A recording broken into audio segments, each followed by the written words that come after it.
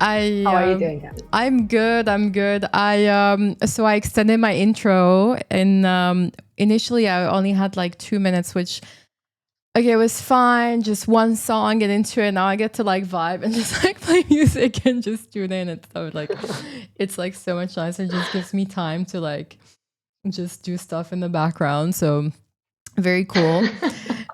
But I'm like really excited about our stream. We've been talking about this for quite some time, and I am really super. I mean, it's just so nice to always have babes on. Like every time I get a babe from Babeset, everyone that is part of the community always has an incredible story and always doing really cool stuff. And one of the things that I find, it's not like it's a shame, but sometimes when you're just busy and you're working and you have a full-time job and you have a life, there's not a lot of time left to build, to really be loud on socials and really share about a lot of things, which means that some of us don't get the spotlight that we deserve. And I think getting our babes on is something that, I want to make it my mission. And I always love having incredible chats with the girls, and we always have like really cool stuff to say. And, there's a lot of incredible women behind incredible companies in the space. So today we have Tamara here with us, or Aramath from Rootstock Collective. Hey. Hello, hello. From the Rootstock Hello. Collective. Where are you tuning in from actually today? I am tuning in from The Hague, the Netherlands. I have moved here not so long ago. I'm looking forward to maybe connect with some babes from Amsterdam. There's actually two amazing women. Shout out to Anna over there who's enjoying the tulip season somewhere and getting married soon. Oh, Amazing. And congrats. yeah, I was just gonna say, like I've been working in crypto for this last like 5, 6 years, and when I met Cami, like literally in Cannes, I was just so surprised with the vibes that this community actually brings. Like, unbelievable to see not only the amount of women gathering for one single purpose, but also the vibes, the energy. And that's what actually drove us to, make that campaign in Paris and now having this stream happening right now. Yeah, I Yeah. mean, that's one thing. Like, I feel like if you've been in this space for a while, like, I mean, and I see Flo in the chat, by the way. What's up, Flo? Hello, hello.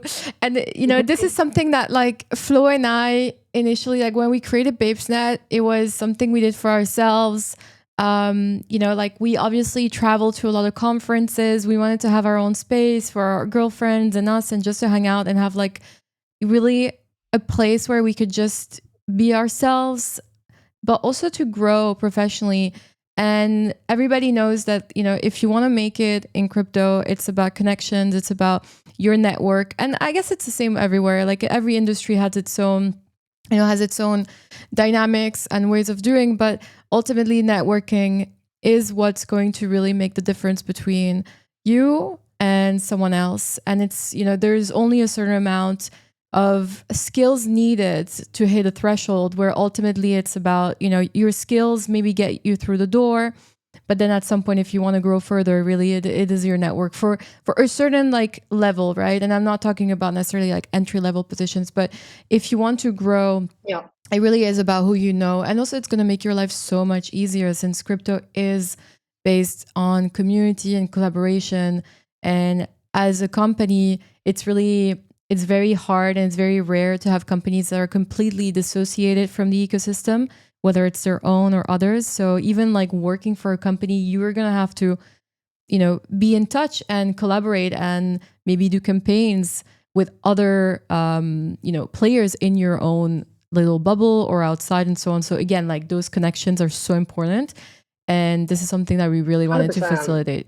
It makes such a Yeah. difference. Plus, I mean, it's not just that. Like, so I studied finance, right? I come from Buenos Aires. I come from a deeply, let's say, weird, kind of a bit corrupt economical financial system, and A something bit. that I think we have all witnessed, right? I mean, most honestly, I say Argentina, but in my personal opinion, deeply political, like economic world, like universally is corrupted. That's why we're in DeFi. But I think it's important to remark that a lot of women were not part of the building of that financial system, and that we're currently witnessing the rebuilding of that with DeFi. I know it's been happening for some years now, but the fact that we have the opportunity to actually build it and influence it over what it currently and in the future will look like, if women are in that room, we're actually for the first time going to build something that works for us too. And that's why I think I love what Babeset is currently doing. It's not just the events and the community, it's removing a bit of that intimidation factor that women have when they start in like the industry, no matter if you're coming from a technical background, which can be harder, of course, because it's still a male kind of like dominant team in almost all companies that I've heard of, but also about the fact that we can get in, like you just said, with the network. This space is for you, like the people who are already on it. This is how you get started. What you were just saying, kind of like the on-ramp matter for a whole community of women everywhere in the world. Yeah, for So yeah. sure. I mean, it's definitely like I know how hard it was to get started, like walk into the first conference and not know anybody and like having to like just, network for the first time. It's just tough and it takes a lot of courage. So if we can make this easier and for others, we can all benefit from it. I think it's something that at the end of the day, and then we can do fun events and do cool stuff together, like our event in Paris. I mean, I wasn't there, but I mean, we edited the after movie and it was such a vibe, and like there was so many, we did this in like so little time and so many people showed up, and it was just so wholesome. Like the guys from the restaurants, they put so much love into shout it. out to a lot of people, Flo, for also putting all that work. That Korean couple who not only literally cooked the most amazing food, oh my God, that was delicious, but also the vibes, the deco, all the pink flowers, the rosé. I know we did a huge shout out via X, but if you haven't already, give those people a review on Maps of 5 stars. Yeah, Amazing. let me bring And up once the again, of course, the women, man, there was a lot of people that I saw again from Cannes, which was really nice. But there was also a lot of new girls coming, and they were like, I didn't know this space existed at all. Mostly, and shout out to Maggie, know about She-Fi, but they didn't know about this event. So yeah, let's display that amazing after movie. Here we go.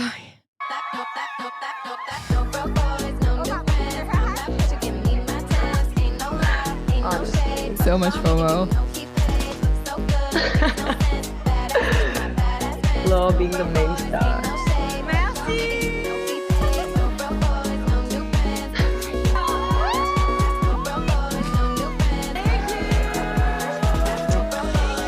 So cute. Such great vibes. No. Yeah. So cute. Oh, it was amazing. Yeah. Yeah, And take me back. yeah, honestly, man, I wish we could do that again. Once again, the women in that event were amazing. And Flo, man, thank you. You were an amazing organizer as well. And of course, thank you, Cami, too, for the last minute request. It was amazing. Yeah, no, for sure. And I think and that's one thing that I think at the end of the day, like what really makes events and what really makes companies, communities, it's curation at the end of the day, especially at this stage in the market when you want to put something out for people, especially for women. Like you need to really curate the vibe that you want to put out, get the right partners. And also like we've been so lucky like working with you girls. Like it's like you have like 3 incredible women on the team, and I'm sure there's more, but like we've been talking to you girls, and just we've been like able to just collaborate with incredible partners and just keep it babes only, which has been like really fun. And so yeah, I think it's gonna be really cool once we do. We also have online sessions coming through, so if any girls are interested in finding out more about Bitcoin DeFi opportunities explained by the girls from Rootstock Collective, we're hosting 2 sessions this week and the next. And I think it's also important, of course, like the IRL really makes a difference, but having these digital experiences are also important because we're all over the world, and sometimes like people just can't travel. Like even I couldn't go to the event itself, but I really look forward to really having these workshops and diving into really hearing it like from yourself in the first place, and like explain from women by women. And I think it really is something that makes a big difference. And since we're all quite mature in, I guess, in our journey in crypto and Web3, can never stop learning, right? So we might as well do this. 100%. Yeah, and especially where like this the state of the market, it feels like there's a lot of noise that what got removed, and a few companies that stayed, right? Hi L House, how's it going? And then we have Rules Crypto asking if I have a bag of PNG of you looking for the group. Rules Crypto. The group it's babes only, unfortunately. Like I don't know if you're a girl, but it's only babe. So so tell me about Rootstock, Yeah, because there's not a lot of Bitcoin companies, or at least Bitcoin DeFi companies, that have survived yeah, this long. We've seen a huge rise and wave of ordinals. There's been various protocols that have been like built on top of Bitcoin that promised programmability on Bitcoin, meta protocols, L2s. And yeah, ultimately, there's not that many players that have left, or even that have delivered. From what we've seen in the last year, a lot of them are like shutting down. So, Rootstock is definitely one of those that has been around for quite a long time. forever. And that's the thing, right? Like if you're at least 1 year old in not just Bitcoin and crypto, like you're a dinosaur. So what's the Yeah, story? Yeah. 100%. What's the story? How are you So guys doing it? I mean, of course, I'm not a founder, but Rootstock is actually an Argentine founded chain. So that gives me extra pride to be part of this I didn't amazing know project. that. That's so cool. Yes, shout out Oh, to Ali, Diego, Sergio, all of the people, amazing people behind it.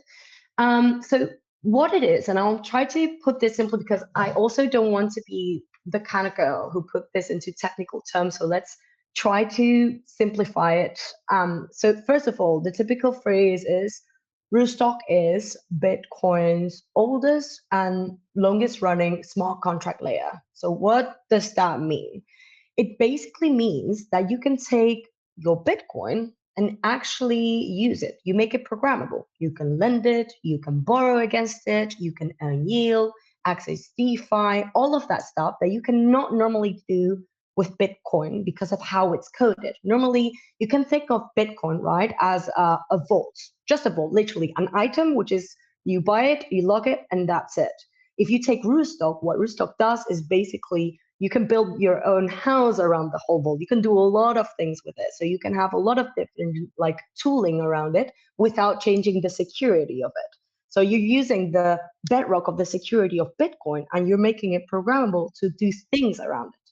And that's basically why we decided to make a DAO out of it. I mean, you have a chain that allows you to build a lot of things around it. Let's give builders money or grants to actually build around it. So basically, before the DAO was born, if you were a developer and you wanted to build something on Bitcoin, your options were you were lucky with a token raise, you were self-funded, or you go to a VC or you join a company, which of course limits your possibilities because not all of us have a great idea and all of those resources. So basically, one of the parts of Rootstock Collective, which is the grants program, is basically giving all these people with great ideas the possibility to be founded by a community. And of course, that community is decentralized. You need the token of Rootstock, which is Rootstock Collective, which is right. I RIP. was going to And it ask, could be, how does yeah, one participate in the DAO? Is there any requirements? correct. So there is one main requirement, which is you need to acquire RIF in order to both be a builder and vote for the proposals. So if I have a great idea and Cami wants to vote for it, first me as a builder, I'll have to go through a small KYC, which avoids, of course, all the red flag builders, the scams, the people that we don't want making noise in the DAO. Then I will make an off-chain proposal in the governance forum I will interact with all the community, which right now is 1.8K stakers. Then, of course, after 2 weeks of discussion in the governance forum, if I have a positive notes from people and people like my project, of course, sometimes there is time for adjustments and stuff, I'll go to the on-chain proposal, which is the third step. And for that on-chain proposal, I'll need 1,000 stake RIF, which is somewhere around, I think, $15 to $20 today. So that will allow me to create a proposal in the DAO and then wait for the voting time for everyone in the community to vote. And if I get accepted, I basically get the money after the voting process ends, which is 7 days. Now, what happens in Kami's end? In order to vote, you need to acquire RIF, just like the builder. So I can acquire it again. Is there a minimum amount required? No, it's literally one RIF. So it's basically, I think, 30 cents, 40 cents max. Wow. So Okay. I mean, you can get a lot of voting power with only $10, $15. So yeah, that's the main goal of our campaigns. We're trying to airdrop something as ridiculous as like $5, $3, and with that you can already vote. You can already be part of the decision and the future of Bitcoin projects, which we think, of course, is very exciting. Rules Crypto is asking in the chat, is it private, as in like private? What do you mean by that? The DAO? Rules Crypto, what do you mean by private? Private? What? Sorry, did I said private at some point? No, someone in the chat. They did. Yes. Okay, cool. And so basically the funds are allocated in a way that is transparent and it's the community that gets to decide. Like, what are the kind of what are the kind of projects that people are currently like developing? Is there any, what's like the biggest project that you guys have funded in terms of like grants, or like amount that has been given? There's been 25 successful funded projects, and mind you that the DAO itself, it was founded like a year and 2 months ago, so we are very recent. Wow, okay. The dynamics and it's very new. Rootstock has been here forever, but the collective is kind of new still. I want to make a huge shout out to one of my favorite projects, which is Geyser, which is basically also accelerating Bitcoin adoption, but through basically a crowdfunding project, which is basically you can go there, you can post whatever you want, an education project, culture, community, tools, and their community as well, which is part of our community, votes, and you can get or raise money for your project. Let me bring it up. Of course, the what are they called? Geyser. Yeah. I'm gonna Geyser Found. Yeah, I'm gonna. Or if you can send it to me, and I'll share it so I can like screen. That's like the cool thing. Cool thing about streaming is that you can actually like screen share and show stuff. Yeah, go for it. And they are everywhere. They're in Latin America, funding schools, funding like very humanitarian like projects, also just events. These people are amazing, and yeah, the impact that they're making into the community is just massive. And they were born as well with a Rootstock Collective grant. Shout out to them because they've been working nonstop, and the platform is working, and they have reached 32 million stats. So that's amazing. So they do they're doing microloans. I know this is it's a new product that's starting. It's not yet live. But we also have another project coming for loans that it's called Zerem Finance. Tropicus is going to probably another amazing project from Rootstock, is going through a reform of the protocol because of all the AI hacks that have been happening. They want to stay up to date, but another amazing lending product. So yeah, probably my favorite project, and I hope builders don't get mad at this one because I do have a deep connected relationship with them, but Geyser is one of my favorite ones for sure. I mean, honestly, using crypto for good has always been, it's actually what got me into crypto professionally. The first project that I worked with was an impact project. It was a collaboration with an NGO that was supporting the rainforest and so on. unfortunately it never launched, but like we brought it to Davos. It was part of like WEF. So that whole like refi movement back in like 2021 was quite big. I think it was kickstarted by the whole, I don't remember the names, but it was a company that was like putting carbons on chain, and then there were a lot of like impact projects that spun out of that. It's definitely nice to see that there's still organizations that are using this, because even though like the hype obviously died off, like there was always a need for grants, for support, and so on. And crypto really offers this alternative to fundraising for companies and or just organizations and so on. So it's really cool to see that more people are still doing it. Yeah, Nice. I didn't know. 100%. And you know, I want to be straight, right? Like, because I think it's very important to mention what you're saying regarding the whole security issue. I mean, we're looking at an industry that went through, I think it's more than 3 billion in 2025, which is not a small number. I mean, the Bybit hack alone was massive. And in general, like these numbers should always matter when we're looking at an industry. And of course, when women have, let's say, a small portion of the jobs. So I think what we need to think about when it comes to grants, or when it comes to security in general here, is that many products, many of the small ideas that people are having are suffering a lot, because people think, you know, I will get hacked. I won't be able to build this because someone will do it better than me with AI or whatever reason.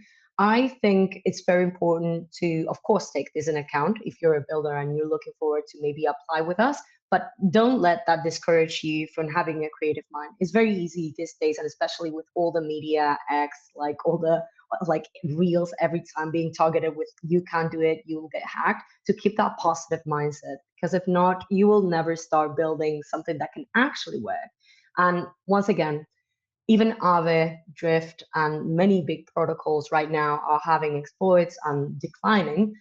Let's remember that it's not the death of DeFi. It's just a reminder that we need to keep up as an industry, right? We need to keep the standards high, and we need to keep reinventing ourselves. TradFi has went through massive hacks, even though they were not, let's say, digital, but it's with quantum as well, computing. This will keep happening, and we'll need to stay up to date, but So don't give up. so It's a like very how important message to all women.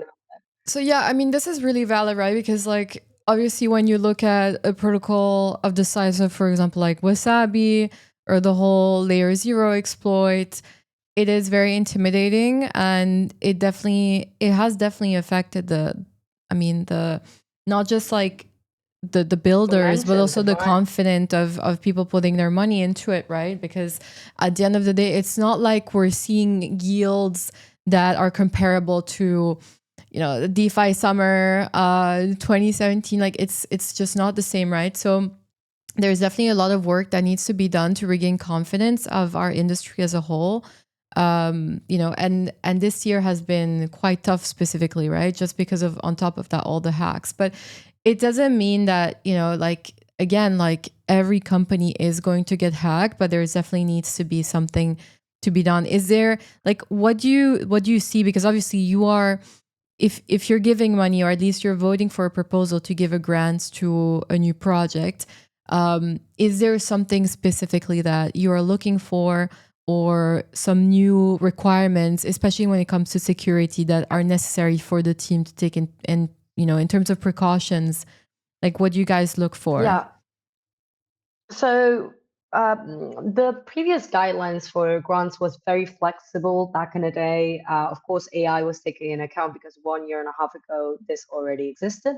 But we have just updated today our guidelines into what projects we are looking for. So basically, everything that it's audit wise, we're not paying for audits. We are definitely looking for projects that are either a bit more mature and already have code ready set up. That doesn't mean that it's completely disqualified if you don't have anything, but of course, it's a lot harder to justify a full-on grant when you don't have anything and you're not ready for this industry. That's the harsh, cold truth. But given that, we also have a technical team that supports us and help people give a small kind of audit into the code that you have built to make like, let's say, the most basic measurements if you are actually complying with, let's say, the standards of Rootstock to not suffer any hacks. Apart from that, Rootstock Collective itself, staking is non-custodial. So basically, any product that interacts with our tokens, the tokens of the people, is an audit smart contract built on Open Zeppelin, which is basically the gold standards of smart contracts. So in that sense, the DAO and the tokens themselves are very, very safe. And we're hoping that the people that are bringing ideas to the collective can stem on those standards. Right. I mean, to be fair, this is not just a Rootstock collective, let's say, decision, right? Like it seems like the you are moving together with the industry. I've had Amatya from Eterna Capital on my last stream, and the conversation was exactly the same. It's like we're the part of the industry where, like, if you're going to be asking for money, you need to prove that you have a product, that you're going to be generating real revenue, that you have product market fit, or at least you're able to reach that, and that there's a future for your product. You're building something solid. It's no longer throwing money at any founder with like a cool idea. The hype cycle is kind of over, for at least for now. It's real numbers, right? So the fact that the industry is maturing as well, right? Like it's also very different to see the vibe of the people. For example, I'm sure that you witnessed this, Cami. Like the vibe of, for example, cans compared to last year, even though it was amazing, of course, in Babeset, it was completely different from last year. Yeah, like 100%. You can already see the market maturing through the people who is attending as well, and of course there's that no more community. translates into there's no more community, like the community that usually comes and hangs out, and the NFT community. It's no longer there. Yeah, and that translates into product and creativity as well. That's why I'm saying, like, when it comes to hackathons, there's a lot of people there, of course, for the money. But something that I'm really hoping not to lose is the creativity of people developing actual tools for DeFi. Because, of course, the institutional trend is happening and we see it everywhere. But I really hope those devs and those people who came with these brilliant ideas, even though some worked, some didn't. It's okay, that happens. You cannot have a world where all idea works. But if we lose those people's hope into making it into crypto, and we lose kind of like the fun factor, then DeFi is going to transform a bit into the same tone as TradFi, which, I guess, again, it might happen because the industry is maturing, but it was kind of my favorite part of DeFi. So I'm really hoping that doesn't happen. Yeah, it's hard, right? Like if you've been around for a while, like the vision. But again, like I think it's important to remember that, okay, the industry is converging with TradFi, and we are definitely integrating it. It's becoming more just infrastructure. But at the same time, you do have projects like Geyser, for example, or yourself, right? Like that are still embodying and carry that decentralized potential and really bring that forward. So it's not completely over. It is definitely smaller, but it's definitely not completely over. About hackathons, I don't know who was saying this or where I saw this, or if it was like in the middle of a conversation, but someone tweeted about the fact that like there was a bit of an issue with hackathons these days, because a lot of the times it was like college students that were just rinsing and repeating the same ideas. They would just like build what kind of like what, as they had figured out what the what the company that was organizing kind of wanted to see, and they were just like farming the hackathons, like getting the prices and then moving on and never actually building something. Is that true? Like what's the status on hackathons these days? Like do they still work, or is it just like college kids like getting the money and just like going away and moving on to the next? I really hope my friends who are resisting hackathons don't hear this, but so basically, as director of ops and admin and finance, I don't have, let's say, maybe the most informed opinion on the actual best performance of hackathons. That will definitely be with Elle and our precious community manager, Georgia. But I can tell you this. What I am seeing is that it's only getting harder to judge on quality when it comes to hackathons and AI. man, like the advancements that people are making with AI are crazy. And I know you have heard this everywhere you go, but hackathons, you give people, let's say, a similar time 1 year ago and now, and the progress that they can make with these tools is just it's outrageous. It's amazing. It's good on a side, but it's also not giving the ROI that it's giving like a few years ago, and people are not putting the same input or work into the hackathons. And I'm not saying that they're not working harder. They definitely have another challenges. For example, security layer is definitely getting harder as well. But standards needs to go even higher, and the products need to be more sophisticated, because let's say that an MVP of many products back in the day took 3 days, 4 days, and now you can literally hack in 2, 3 hours if you know how to prompt properly, and you know, of course, the basic of development, because you cannot do it if, for example, you have no idea on how a test net works, in my opinion. So I think it's getting a lot harder. I think we're going to be seeing a bit less of hackathons until the industry has decided how to face the risk with AI, and how, the potential of these tools. But definitely, I would even like put my hand on fire for this, but I think the ROI of them has reduced a lot with AI. A lot, Wow. a lot. But isn't the bar, it's Yeah, just a matter of like setting guidelines. If I, like my cousin is doing a master's right now and in political science, and they have a lot of papers that they need to do, but they obviously everyone's using AI, right? But like the academic world had to really sit together and decide, okay, what are the rules? How are you going to do it? It's a bit of a pain right now. Apparently they need to explain why they wrote that thing and why they prompted and how they prompted. So it's a whole, it's going to take you even longer to write a paper with AI without, I think, at this point. But it's trying to make it human again, like the basics of thinking, right? It's the same. Like back in the day, we used to copy Wikipedia content into our exams or things like that. And now it's like, okay, at least you had the mental weight of thinking what you needed to put. These days, you don't even have to do that, man. Like you can actually just copy the thing that someone asked, paste it with enough context and enough information, and you're done. Yeah. Like it's amazing, but at the same time, it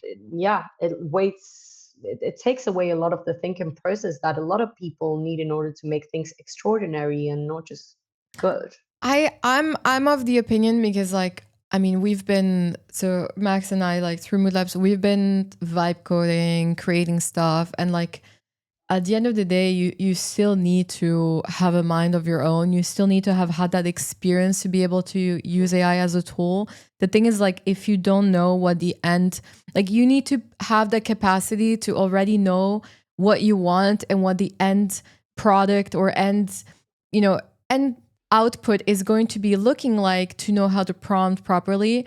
And if you don't have that experience, you're going to produce slop. And that's like just one thing, especially for creative work. I think at the end of the day, like, and there's this big talk going about like being tastemakers and having that experience. And yes, like the lower arching people that may not have so much experience, they're going to suffer. But for someone that's been in the game for a while and that can really visualize things, and all they need is like an accelerator to get there faster, and that's what AI brings them, they're going to win. But you still need to have that experience. You still need to have the experience. Nobody can take that away from you, and your prompts are you. And obviously you need to know how to prompt. But I think it's really important to like still stay and see it as a tool. And also all this vibe coding, I'm sorry, but like we've automated everything that there was to be automated in Babesnet, and like that's it. Once you build it, like all these people that talk about building, like real talk, like we've done it. We've built the Babes bot. Yeah, there's like maintenance work to do. It's a directory. The affirmation. It's a directory. You can find stuff. It welcomes people. We've automated our onboarding system. Once you join Babesnet, you have a form. Once you join in, like I get an instant notification. I have the option to like accept, you decline, waitlist you like straight in my Telegram, and then I can send you a message which is sent to me. So like the whole thing is like automated. Like I don't waste time on it, and we've automated all the processes that were Yeah. just, taking so much time. But like, that's it. You know what I mean? Like, okay, maybe like some tweets I mean, help. that's the thing, right? Like, you need to use AI. So you're a founder. I'm actually a co-founder of another company in Oh, TradFi.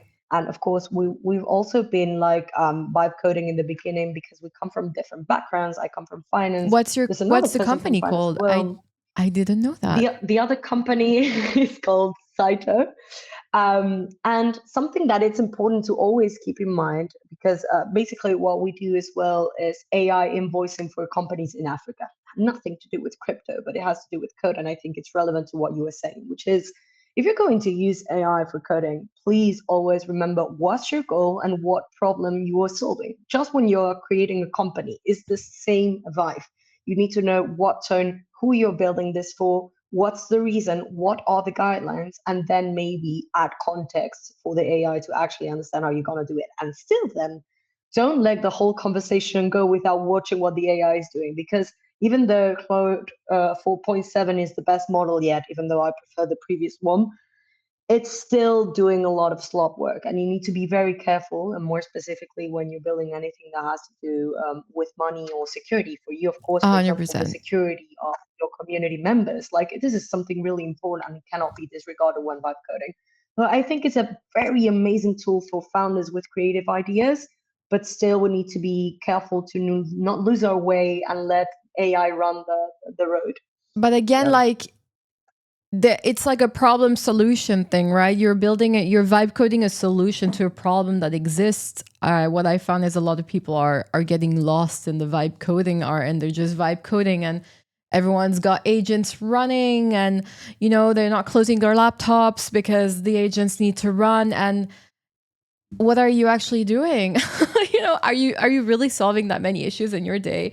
Like, you know what I mean? Like, are you spending more time trying to 100%. when we looked at what to automate for Babeset, for example, I used Claude.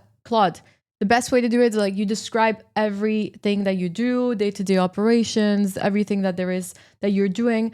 And then you ask, obviously, your LLM, like Claude, ChatGPT, whatever you're using, what can you be automating? Just simple, right? Just you're working with AI, ask AI, like it will know better. And then obviously it will give you like different things.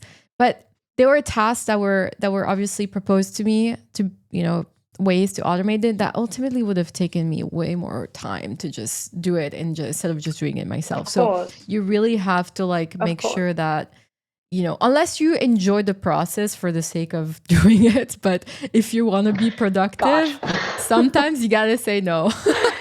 Yeah. 100%. It's so easy to get lost in the process. So Cami, give me 1 second. I'm going to bring something very important to this stream to remember my full identity. I put it on the side of the table, but I'm bringing it back, which is this huge thermos and my mate. I cannot live without it, so I'm bringing it back for energy matters. Cheers. And on that sense, here with I think something. Cheers. Is there any AI companies that are like building that you guys are looking at? Are there any AI projects coming to Rootstock Collective for grants at the moment?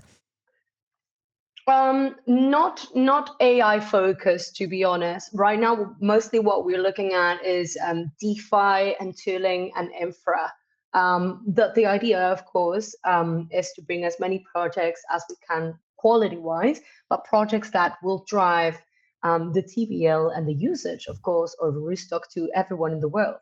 So Geyser was an amazing example, and it's crowdfunding, but we're also looking at protocols that do, for example, lending, or that are bringing lending into another apps around the world to use Rootstock as well, and investing maybe in the future into our vaults. So yeah, that's the main focus right now. There's quite a few lending and borrowing protocols on Bitcoin at the moment. Like, let's say someone that is already doing that wants to basically, integrate or join your ecosystem. Can they also come at a more like mature state? Is it something that, or do you also do outreach? Like, how does it work on your end?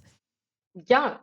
So after this call, for example, I have a call with Kiev. ETH, which is also an amazing crowdfunding company that it's doing that on Ethereum, and they're quite big. Now, the idea, of course, is, for example, if the conversation is successful, to actually bring them to the community and that they can do crowdfunding not just with Ethereum, but also with Rootstock. So you can come at any stage of your company. The community will always welcome you. The question is, are you in a stage or in a kind of product that is ready to actually receive a grant?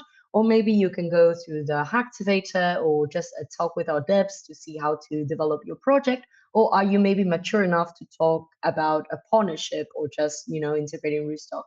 So all projects are welcome to talk with us, but grants have specific guidelines that, again, you can check always on the governance forum or in our website, or you can talk to us via Telegram in our group chat.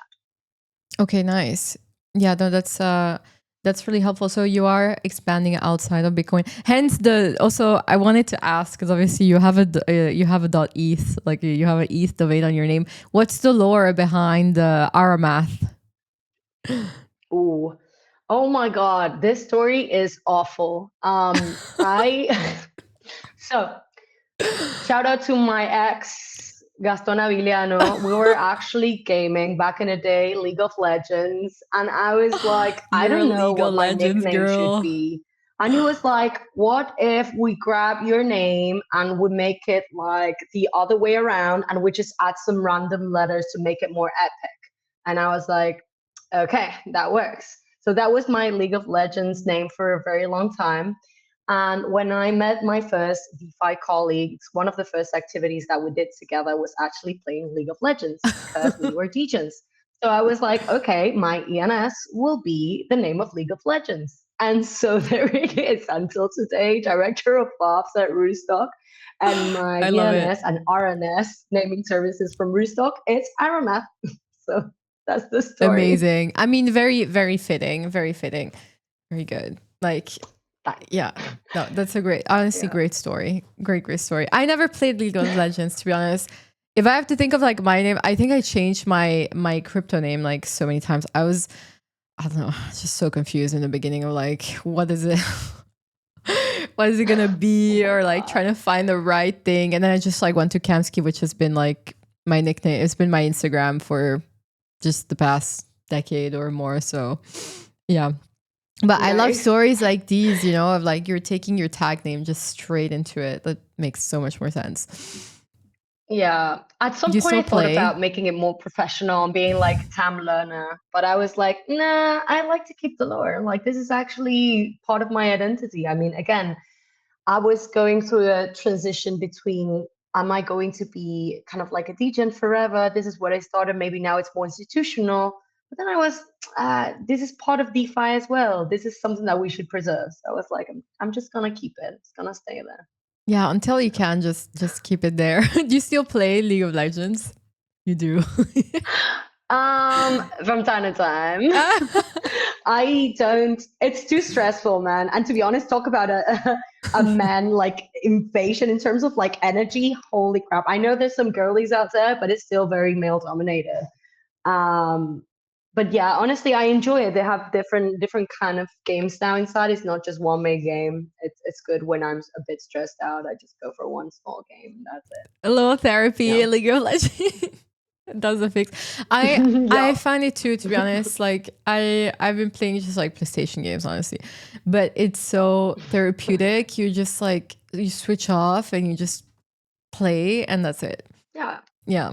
Sometimes it gets 100%, a bit stressful. 100%. Sometimes you end up being more stressed out than like when you started, but at least it's a different kind of stress. Yeah, not League of Legends. I would not recommend to anyone who has not been. I've been playing for like more than 10 years. So now I, of course, know the dynamic and the toxicity sometimes around some people. But if you're new and you want to start with something to relax, don't go with League of Legends. It's not a good idea. Too much of a big. I mean, most people play Roblox these days. That is so Gen Z that I've never touched it yet, but I should. At some point, I should. My nephew has mentioned it a few times. I should try it. Yeah, he tells me about Roblox, and I tell him like, oh, you should invest in Bitcoin. It's kind of like a weird relationship that we have, but it works. It works, and he's interested as well. So I so mean, far so good. I have a theory. Like all these hacks, it's either North Korea, fine, or it's just Roblox Yeah, 15-year-old kids that are learning how to I'm hack telling and they don't you, give a fuck and they're just like both, hacking both, everyone, both. like no regrets. Maybe they'll go to jail for a year or two, and then once they leave, there's a job waiting for them and they can convert to like a white hacker, like, yeah, it's not a 100%. bad career. I mean, not very ethical, of course, but like not a bad career. But you get in the news for doing something outrageous, siphoning millions off, and then you just go to Yeah, jail and you get a job at the end. I do man, not recommend though. they need a lot of patience though. That's something that I don't see yet on my nephew. I love you, Luke, but you're not there yet. He literally like Hi, loses Melissa, by patience the after way. like a few hours of study. Hey. And there's people like, for example, with the Thrift hack, I think it was somewhere around like 6 months or 7 months of cooking for the hack. Um, so they do need a lot of work behind it. I was quite impressed by reading the threads on X about it. But those A weren't bit like scary. 15-year-olds. Those were actually like they met in Yeah, person at some events. There were they follow-ups. invested. Invested, Yeah, yeah, yeah. yeah, They invested yeah. 1 million to get 10 out, or how much did they get out? Oh my god. Yeah. Yeah, So yeah, yeah. really sophisticated And scam. Rootstock, to be honest, we sorry, in Rootstock in that sense, we are really proud. We've been like 100% uptime. I think we're like Oh even wow. over 83 or 85 hash rate currently as well. So I'm sure that we're taking the right direction. We had a company retreat, I think, yeah, 1 week and a half ago, and of course this was one of the topics that we addressed because some people are concerned about the security. You know, when you see Aave being hacked, you're like, well, what's stopping, of course, to all the main big players, even the longest layer two in Bitcoin from being attacked. So of course, it was a big chat. I'm really happy that so far nothing has happened in all history of Rootstock, but it's something that is being taken very seriously, and our standards have never been higher. So crossing fingers, touching wood, as we say in Spanish. So nothing happens, but it's definitely a very big topic of conversations in companies right now. I can imagine. What are the steps, the precautionary steps that companies are taking? And I know that we're almost running over time and you need to head to your next Yeah, call. So do you have a couple of minutes, or do you need to run? yeah, no. I do have a couple of minutes. Maybe like instead of like the steps, which is something a bit more like institutional, and of course maybe some more dev. I just wanted to chat about being a woman and investing, which is something that I think deeply touches our community, and of course maybe us personally. I don't know. Maybe if you have a minute, like what was the first thing that you invested on? In terms of like company? Company stocks, commodities, crypto. What was it? I think I mean, definitely crypto. Crypto back in 2017, I bought Bitcoin, Ethereum, and Litecoin. And that was my first like step into, myself putting money into something, having conviction without my family being involved or anything like that. Of Yeah, it course. was a great choice. Obviously, I was Nice. still in Yeah. I uni. mean, I I don't know was about the year, but nice. I was still in uni. Um, And yeah, it felt really special. I've had like other angel investments later, investing in companies, or just have like a stock portfolio and so on. But like nothing, I never had that feeling. Let's say that it never brought me back that feeling that I had when I bought my first Bitcoin. It was also really complicated. I bought it on Kraken. It was so just I didn't understand it's shit of different. how it was going. It was so weird. Like it was like literally like looked like a spreadsheet almost. It was so complicated, but it felt like I was part of something. Yeah, and it felt really empowering, Definitely. and it was really cool. And it was cool to be part of something. Honestly, Amazing. yeah, I mean, it's crazy, right? Because I don't know about you. You were originally from Italy, right? Yeah. yeah. I'm half Italian, and then I'm Belgian, Algerian from Antwerp. Oh, okay. Yeah. Very, very cool background. My boyfriend is also from Belgium. Oh, cool. But I was gonna say that from Argentina, like the perspective on women like investing was so tough in even like for my generation, right? Like for example, my dad used to work in the stock exchange, so he always like encouraged me to invest since I was really young. But none of my friends had ever invested until we had like proper discussions on our inner circle about like, hey, have you ever bought stocks?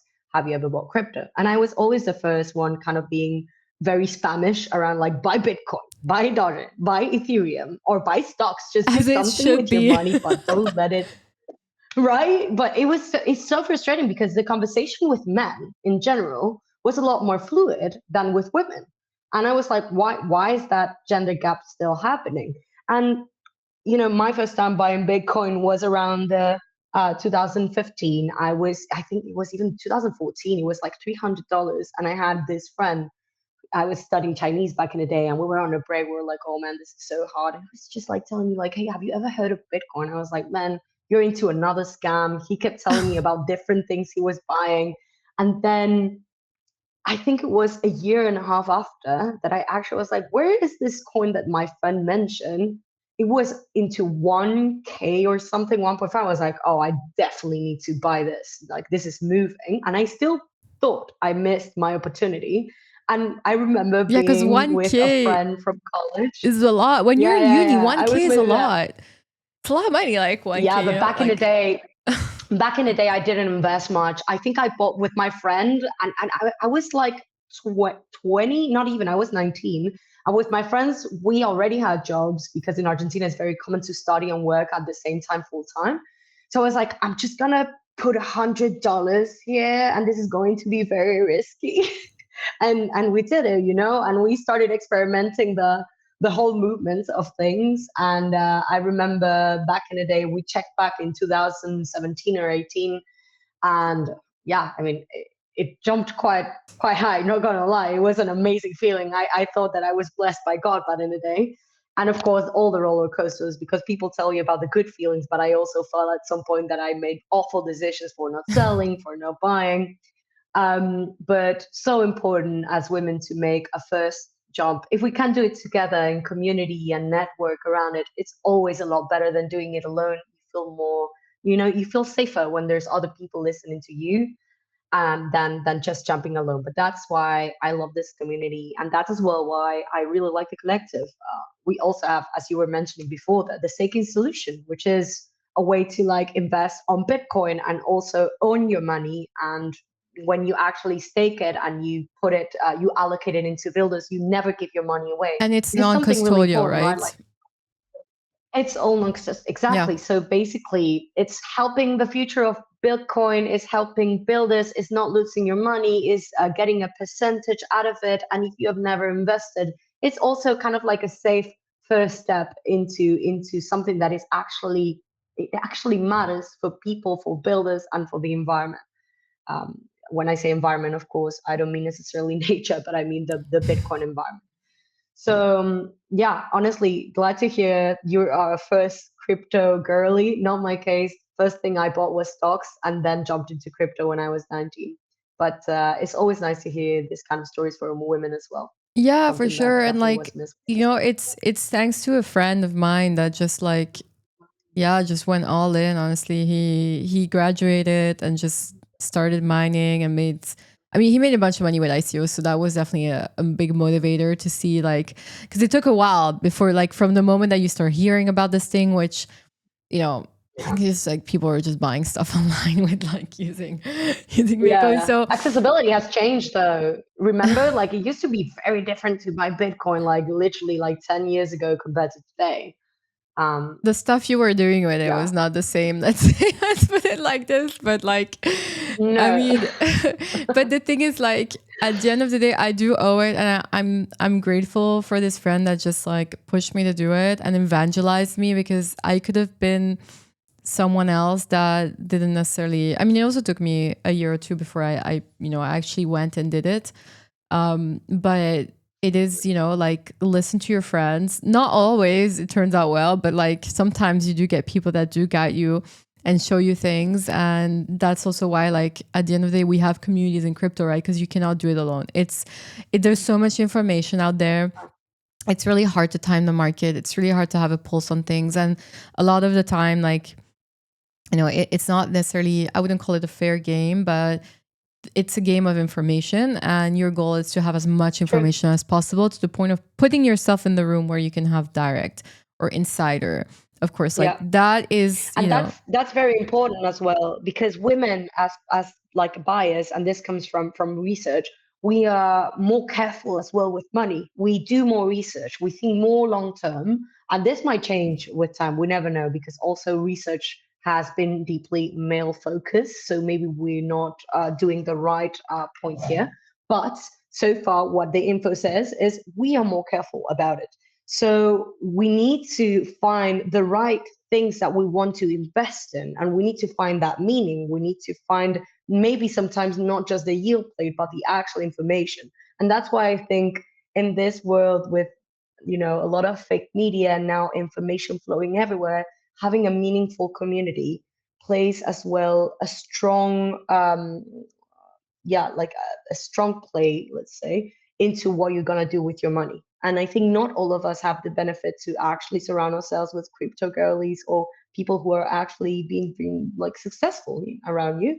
And this kind of communities with Babeset change that for sure.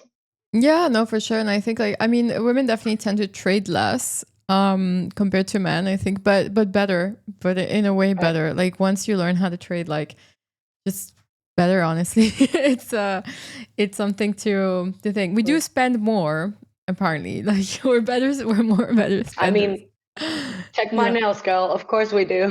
Oh my god! Like, but I need to go and spend $100 on my next manicure soon, because it's time. But yeah, it costs a lot of money. Like, compared, a lot of people don't really see this, but it's expensive to be a woman. It's really expensive. So we have to make sure we diversify and, like, make sure we invest properly and get that back. Get that info. Get that info. Go trade if you want to get the nails done. Yeah, exactly. Yeah, be in the. Oh, my cat is here. Yeah. Wait, let me. And on that note, stake on the collective, girls. Get that ABI, get that annual percentage, and get it with the tokens. But no, I agree. It's definitely. I wouldn't say it's a hard world, and I know I have a lot of privilege saying that, but again, sometimes we miss out on huge opportunities. Hello, This baby. Is Mochi. We miss out on those huge opportunities to connect with the right people. And again, Babeset, the collective community, a lot of places out there have the quality that you might need in order to make the best decisions for your future, and they're just there waiting for you to join. And also we have, so obviously, like, today we talked a bit about a lot of different things, but we're organizing 2 workshops to go more into depth into things, really, for people to ask more questions about DeFi, about opportunity, about staking on the Rootstock Collective. So if you're a babe, this is a women's only workshop, but you don't necessarily have to only be a babe or part of our chat to join. Like, if you're a woman and you want to learn, just sign up. The links are here, and there will be also a little airdrop to anybody that joins. I'll leave it to you girls to tell exactly, like, what you have in mind, but there's always a surprise involved. So you'll get a little gift by joining, and we have these 2 workshops. So the first one is going to be on Thursday, and then we'll have a second one as well on the next week, which will have some variation. So if you want to join both, like, you won't get bored. But yeah, we're doing these educational sessions, and I'm really excited to bring this. And we've been developing the whole side of Babeset, both online and digital. So a bit of educational yoga on the weekends, like, we keep it fun for the girlies. And yeah, I'm really excited about this. Is it gonna be you or Eleanor that's gonna be leading the workshop? No, I think it's gonna be Elle. She's definitely going to be bringing more knowledge into what you can do to get those collective rewards. What is staking? What is actually being a backer? I mean, we already discussed a bit of it, right? Which is basically, in order to get that stake RIF, you need RIF. You can acquire it via different exchanges. You need to connect your wallet into our app, then you stake it, and then between all the builders and all the projects that you love, you allocate your backing, and you earn rewards. It's as easy as that. So Elle is going to jump into more details of what that means and what kind of projects, what kind of rewards you can get from the ecosystem, what kind of percentage as well is getting back to you. They are getting paid in real assets, which is again like Bitcoin, our token, our stable coin, which is USD RIF. But basically, consider it kind of like a financial 101 course into what the rewards actually mean. So we were talking about opportunities for women who don't know about good investments, and I know legal will help me for saying investments, but Oh my God. putting that And money into rewards, yeah, go for it. everything here, non-financial advice for educational purposes only. Do your own research and Thank join you, the Cami. workshops. All good. Join our workshop. Anyway, I always have a little disclaimer on all my videos and so on. So you guys Yeah. you But guys yeah, know how it that's the is. session that Eleanor, director of ecosystem, is going to give. I think it's again very important for everyone to stay informed and have this amazing opportunity, by the way, because it's free for you, and you're also probably going to get an airdrop from it to actually test the D app. So you should definitely go and check it out if you have the opportunity.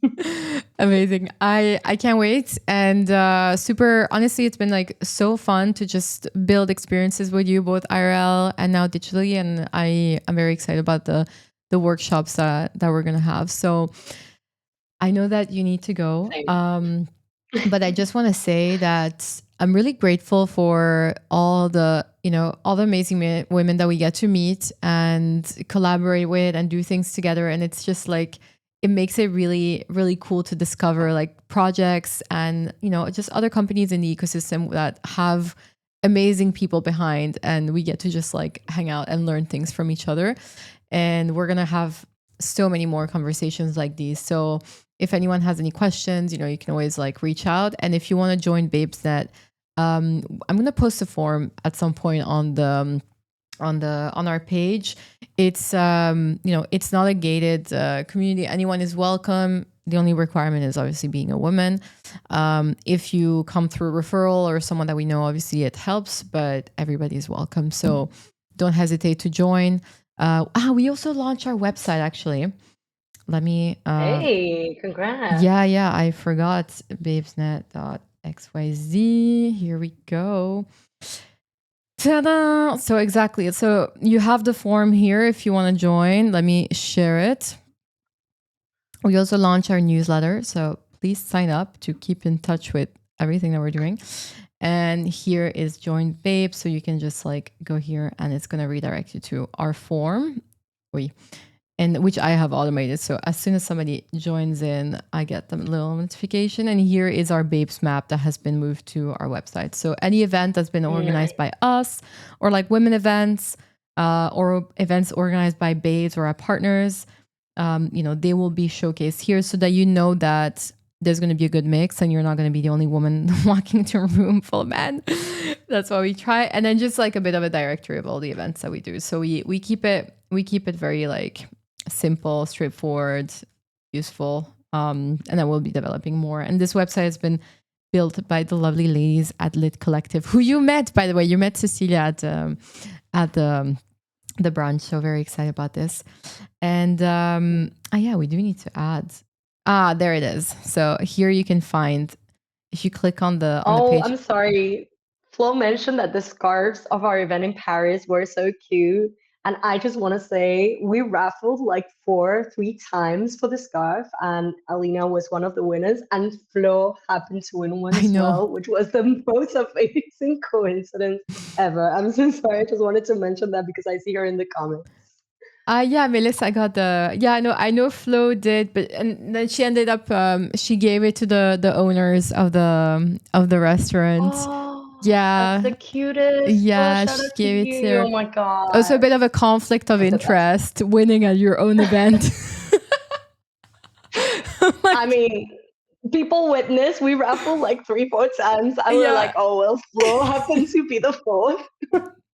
It was hilarious. It was hilarious. Yeah, no, she gave it to the owners of the restaurant because they did such an amazing job. So, yeah. Cami, I wanted to show before we end, actually, if we can, just a quick display of the D app. I think you have the link. Yeah, send and it to me. just give a quick view to the girlies into if they want to test before Thursday, which I think it's smart, just to, come with the right questions if they want to. So yeah, let me know if you have the link. Yeah, send it to me. And then, yes, here. Yes. Here it is. Okay. Let's do this. Walk me through it. It looks good. Yes. One thing So about Rootstock, I have to say, and Rootstock Collective, you have really nice graphics. Like it just looks pretty, which is shout out not to the something, design team. I which will isn't make a something, snippet out of it and send it to the team. They'll be which very isn't something that happy. can be said for most, crypto companies. But I've always really Even loved your design. Yeah, and even then we're still working on it, right? Because we want to make it as accessible as we can for everyone. And of course, even though the product, we have again the backers and the builder solution is not as simple as one might think to put it into a website that is as intuitive as it is right now. And So aesthetic. yes, shout out to the design team. And aesthetic. Um, So yeah, so I just wanted to show you a bit. So as you can see, first of all, you have our balances right there with some of our metrics. We have an outstanding amount of 35 million stake riff. Guys, that is in a year and a few months. I'm so proud of our team. nice. You can check two things that might interest you, which is to start the proposals. The proposals is basically if you see the column on your left, right there, you can see all the proposals that are now live from different builders. So if you scroll a little bit, you can see that there is currently an active one right there, different milestones, different things that have been executed, meaning that they passed, another ones that were defeated. And like we were chatting, if you happen to go through the KYC process and off-chain proposal, and eventually you want to create your idea, you just go to the create proposal button in the orange section, and you can start creating your own project. This, as Cami is showing, is the details of what happened, for example, with one of the project, which is Block Scout, which is like an explorer of what we use in Rootstock as an explorer of the chain. And they are building a global wallet for us. So they requested 3.5, they went through the KYC, etc. And this is put on queue if I'm not wrong. So that means that the voting has passed, and now they only have to wait a few 3 days if I'm not wrong to execute it and get the money. So yeah, that's a bit of how it goes. And then if you go to backing, which is also on the column on your left, is the second option. You can basically see how it is to actually distribute your stake riff between different builders and get the rewards that you like, which is sitting right now at 17% ABI, and that is per year. That's pretty So good. I think this is a Compared very to, interesting yield for a lot of people. yeah, compared Um, to most yields, I mean, I've been seeing like 5%, 6% to the point where it's like, yeah. I'm just going to put it in the bank. Like, Yeah, just get my this is annual huge. And yield. you again, important enough. It's not that you just put the money and you give it away, or that this is going to Rootstock. This is going to the builders that you decide have a future or a decision into the future of Bitcoin making. So you can choose from all of our builders and decide where you allocate your money. You can check different percentages. You just need to get RIF, stake it, and then allocate it without losing it once again. So yeah, up to you to connect your wallet, to get some REF, to stake it, and to test the app. And then, of course, to come on Thursday and ask the questions that you may have into this. Okay, sick. We'll look into it. So yeah, we'll share this in the chat as well for the babes that want to check it out before. Very cool. But yeah, again, like super intuitive website. I really like even when you look here in the backing, super like those gradients, they're so hot right now. Like super nice. Yeah, shout out to the design team, honestly doing an amazing job. Very, very cool. Well, I look forward to this Thursday. Again, like the workshops are happening at 5:30 p.m. Dubai, 9 no, sorry. No, what am I saying? What am I saying? They're happening at 7:30 Dubai time, which is 5:30 p.m.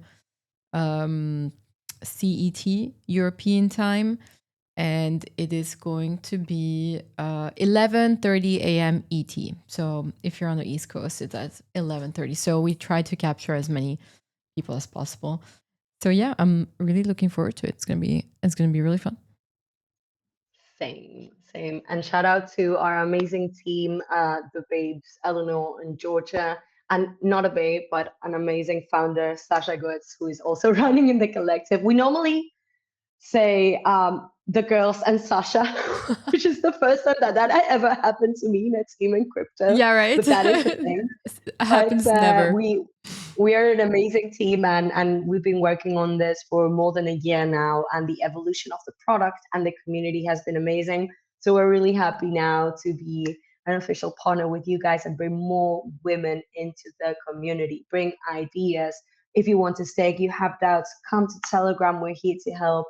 But really looking forward to bring more women into the community with you guys. Very excited to be part of it. And thanks again for coming today. And we'll see you on Thursday. I might do a stream tomorrow or Wednesday, like out of schedule, but otherwise I'll be back on Thursday, same time as usual, and probably solo streaming. And then I'll do a solo stream, and then we will have our workshop. So I'm very, very excited for this week. Amazing. And yeah, I'm gonna let you go. And thanks to everybody that showed up and came to hang out with us. Big love for everyone.